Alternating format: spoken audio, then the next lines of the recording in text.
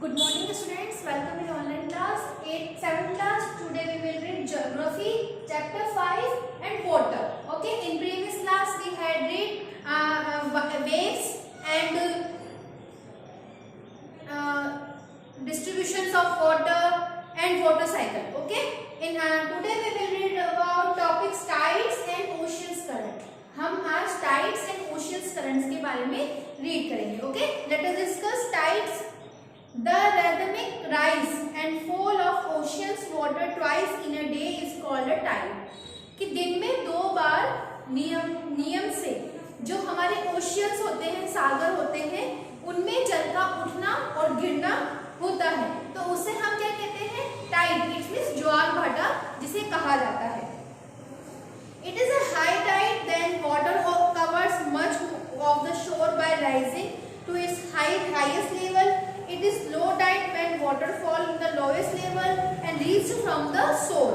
कि ये जो सबसे ऊंचाई पर हाइट्स पे, ये सर्वाधिक ऊंचाई पर उठकर और समुद्र के जो शोर्स होते हैं, इनमें तट होते हैं, जिनके किनारे पर बड़े हिस्से को डुबो देते हैं, तो वहां पे उसे हाई टाइड कहते हैं.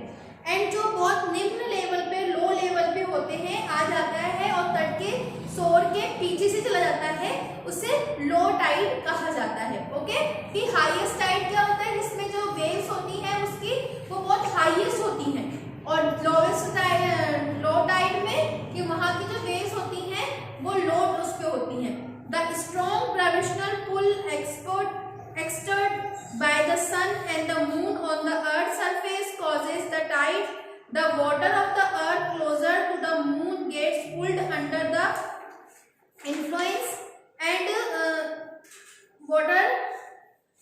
influence of the moon's gravitational force and causes high tide. कि the strong gravitational pull exerted by sun and the moon on the earth's surface cause the tide. कि सूर्य और एक सन एंड मून, कि सूर्य और चंद्रमा जो है ये बहुत पावरफुल ग्रेविटेशनल पावर से उसको पृथ्वी के अर्थ की और उसके अर्थ के सरफेस की ओर उसको धक्का देते हैं, तो वही ज्वार भाटा आता है. The water of the earth closer, कि जब पृथ्वी का जल, जो the water of the earth, कि जो पृथ्वी का जल क्लोजर टू द मून, कि वो चंद्रमा के निकट होता है, तो उस समय चंद्रमा के ग्रेविटेशनल जो फोर्स है वो हाई टाइड में कन्वर्ट हो जाता है. And during the full moon and new moon days the sun, the moon and the earth are the same line are the tide are highest. कि जब यहाँ पे जिसके कारण ज्वार, उच्च ज्वार आता है, और जैसे कि द फुल मून होता है पूर्णिमा एंड नो मून होता है अमावस्या. तो द फुल मून एंड अमावस्या के दिनों में सन और मून एंड अर्थ, ये तीनों एक ही लाइन में, इट मीन्स ये सन, मून और अर्थ ये तीनों एक ही लाइन में होते हैं. तब भी वहां पे तीनों एक सीन में होते हैं, तब सबसे ज्यादा हाईएस्ट टाइड आता है. These tides are called the spring tide. And but when the moon is first, the last quarter and ocean water get drawn the diagonally opposite directions by the gravitational pull of the sun and the earth, resulting the low tides. कि इसमें क्या होता है कि जो अर्थ है ना, उसमें गुरुत्वाकर्षण जो ग्रेविटेशनल फोर्स होता है, वो अर्थ, मून को और सन को, दोनों को ही अपोजिट डायरेक्शन में पुल करता है, तो वहां पे लोवेस्ट टाइड होता है. High tides help in the navigations. They rise water level close to the shore. कि जो high tides होते हैं, उच्च ज्वार होते हैं, वो यहाँ पे नेविगेशन मतलब जो नाव वगैरह चलाने वाले होते हैं, उनकी बहुत हेल्प करता है. They rise the water level close to the shore. कि जब जो वाटर है वो यहाँ पे शोर तक, ऊंचाई तक पहुंचाते हैं, और ये यहाँ पे this help the ship arrive the harbor more easily.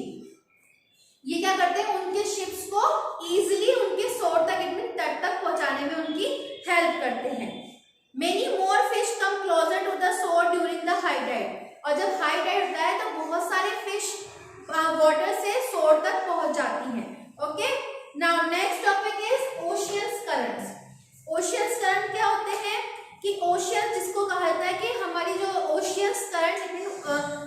समुद्री या धाराएं जो होती हैं या महासागरीय धाराएं जिनको कहा जाता है। Oceans currents are streams of water flowing consistently the ocean surface in the definite directions. कि महासागरीय धाराएं जो होती है ये निश्चित दिशा में अपने महासागरीय सतह से या फिर वहां से नियमित रूप से बहने वाली जो वाटर की करंट्स होती हैं इनको ये ओशियंस करंट कहा जाता है। द ओशियंस करंट में बी वार्म एंड और कोल्ड। कि जो ओशियंस धाराएं जो होती हैं ओशियंस करंट जो होती हैं ये गर्म और ठंडी हॉट एंड कोल्ड दोनों तरह की हो सकती है। Generally the warm oceans currents originate near the equator and move toward the pole. कि जो जनरली सामान्यतः जो हॉट करंट्स होती हैं ओशियंस करंट्स होती हैं वो यहाँ पे इक्वेटर से भूमध्य रेखा के निकट उत्पन्न होती है तो वहां उसको पोल्स की ओर प्रभावित करती हैं। And the cold currents carry water from polar and higher latitude और टू द ट्रॉपिकल और लोअर लैटिट्यूड। कि जो कोल्ड करंट्स होती है मतलब ठंडी ओशियंस करंट्स होती हैं धाराएं जो होती हैं वो इक्वेटर्स और लैटिट्यूड्स और हायर लैटिट्यूड उच्च अक्षांशों से निम्न अक्षांशों की ओर प्रभावित होती है मतलब हाई लैटिट्यूड से लो लैटिट्यूड में उनको कन्वर्ट करती है। The Labrador oceans current is cold current while the gulf stream in a warm current. कि लैब्राडोर जो है महासागरीय धाराएं वो कोल्ड स्ट्रीम से इट मींस कोल्ड धाराएं हैं जबकि गल्फ स्ट्रीम जो है वो हॉट धाराएं हैं। The oceans current influence the temperature condition of the area. जो ओशियंस करंट होती हैं ओशियंस धाराएं जो होती हैं वो उस एरिया के एटमॉस्फेयर को भी दिखाती हैं। The area where the warm and cold currents meets provide the best fishing ground of the world. कि जहाँ पे hot oceans current and cold oceans current जहाँ पे आके मिलती हैं वहाँ पे बहुत ज़्यादा फिशिंग के लिए वहाँ पे फिशिंग के लिए बहुत अच्छा एरिया होता है विश्व का। Sea around Japan and eastern coast of North America are such example. कि सीज जापान के seas around and eastern coast of the जो नॉर्थ अमेरिका के हैं वो इसके बहुत अच्छे एग्जाम्पल हैं। The areas where warm and cold currents meet also experience foggy weather making it difficult for navigation।